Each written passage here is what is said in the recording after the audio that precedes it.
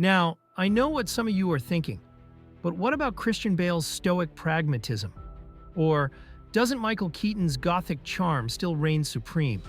And of course, the elephant in the room, Christopher Nolan's The Dark Knight, a film often hailed as the pinnacle of superhero cinema.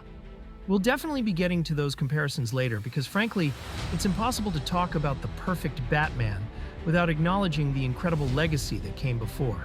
But today, I'm making a bold claim. I believe the Batman delivers a caped crusader who not only honors the character's rich comic book history, but elevates him to a new breathtaking standard.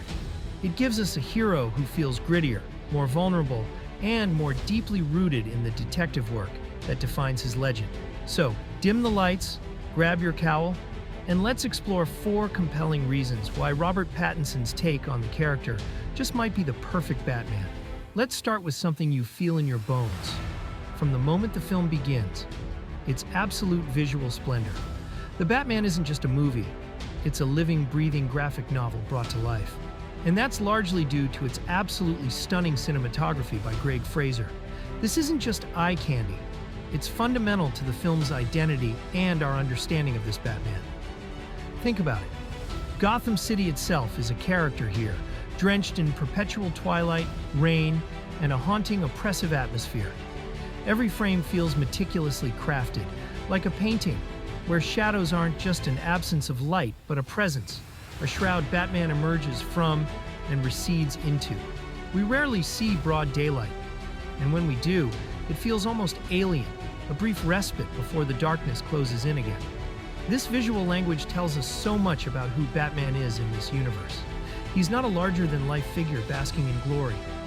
He's a creature of the night, a myth, a whisper in the gloom. The camera often feels intimate, almost voyeuristic, like we're peering through the rain-streaked windows alongside him, observing the city's decay and corruption. Consider the iconic Batmobile chase scene. It's not a slick, CGI-heavy spectacle. It's raw, visceral, and almost terrifying. The car is less a sleek machine and more a monster, crashing through traffic, its engine roaring like a beast. The fiery chaos of that sequence, illuminated by explosions and gunfire, isn't just thrilling. It visually articulates Batman's rage and the destructive nature of his crusade, or those moments of quiet dread, where Pattinson's Batman is a barely perceptible silhouette, his eyes glowing in the darkness. It's gothic, it's noir, and it creates an unparalleled sense of dread and realism that grounds the fantastical elements in a way few superhero films achieve. This isn't just a mood, it's storytelling at its finest, immersing us completely in Batman's world. For decades, comic book fans have known Batman as the world's greatest detective. It's right there in his moniker. Yet, for the longest time, live-action adaptations often downplayed this crucial aspect, focusing more on his physical prowess and gadgetry. The Batman changes all that, putting Bruce Wayne's brilliant mind front and center, finally delivering the detective Batman we've always craved.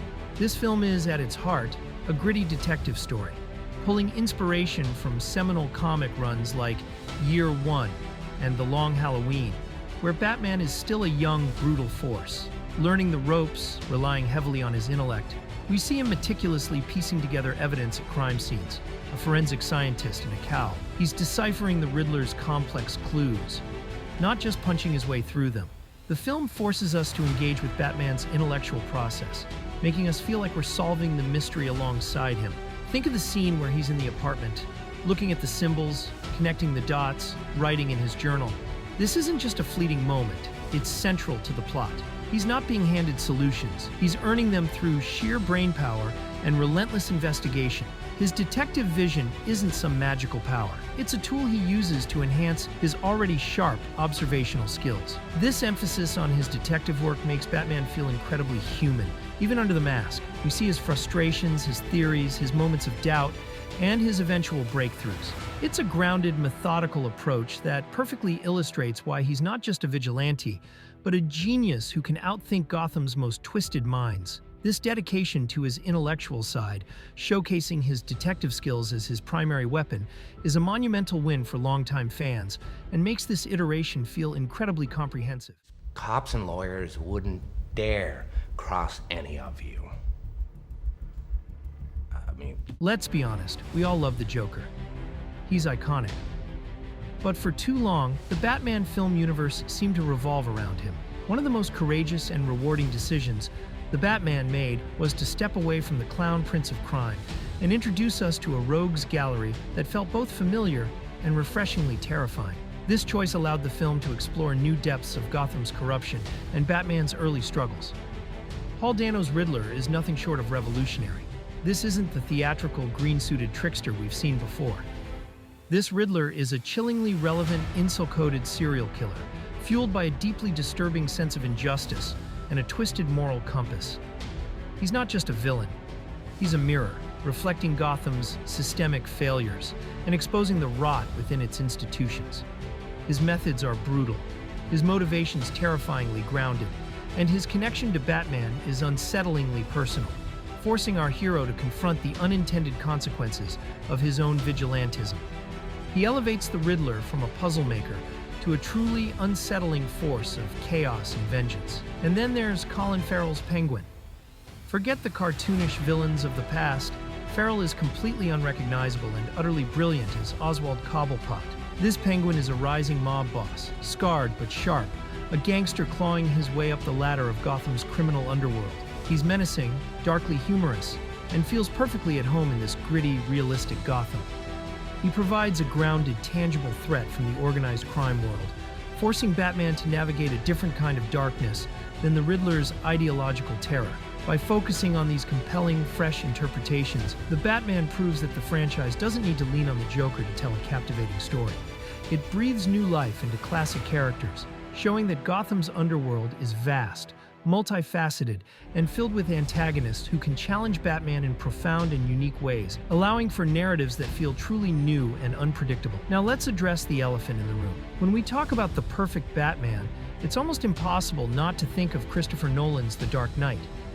And for good reason. That film is a masterpiece, offering a truly iconic Joker and exploring themes of chaos versus order on a grand scale. Christian Bale's Batman was a grounded, tactical force, a symbol for Gotham. So, how does Pattinson's Batman stand up? And why might he be considered more perfect, or at least a different kind of perfect? The Dark Knight gave us Batman as a seasoned hero, an idea, a symbol that Gotham had grown accustomed to, even if they didn't fully understand it. His journey was about escalation, about the sacrifice needed to be a hero in a city that pushes back. His supporting cast, particularly Commissioner Gordon, were established allies.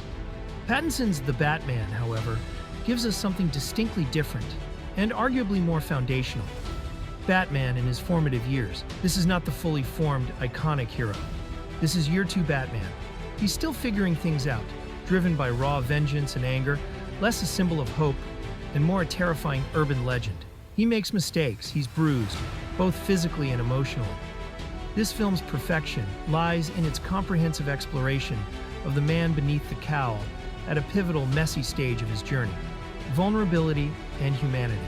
While Bale's Batman was stoic, Pattinson's Bruce Wayne is profoundly isolated, awkward, and broken. He's more Batman than Bruce Wayne, struggling to connect with humanity. This vulnerability makes his eventual shift towards being a symbol of hope at the film's climax incredibly powerful and earned. We see his growth arc in real time. The detective first. As we discussed, no other live-action film has so thoroughly committed to Batman's detective skills as the central narrative driver. The Dark Knight had elements of it, but the Batman makes it the very spine of the story, giving us a more complete picture of his intellectual prowess. Grounded realism, different flavor. Both films aim for realism, but the Batman leans into a grittier, almost gothic noir realism that feels distinct. It's less about the large-scale geopolitical thriller and more about the street-level corruption and psychological horror, making Gotham feel more tactile and immediate. The ensemble's role in his development. Even the supporting characters serve this purpose. Zoe Kravitz's Catwoman isn't just a femme fatale. She's a moral gray area, a mirror to Batman's own anger and desire for vengeance, forcing him to question his methods. Jeffrey Wright's Gordon is a true partner, someone Batman has to trust and work with, highlighting his nascent relationships within law enforcement. And the corrupt figures like Carmine Falcone illustrate the deep-seated rot that Bruce is only just beginning to uncover, which fuels his evolving purpose. These aren't just great characters. They're essential to seeing this specific Batman become the hero he needs to be.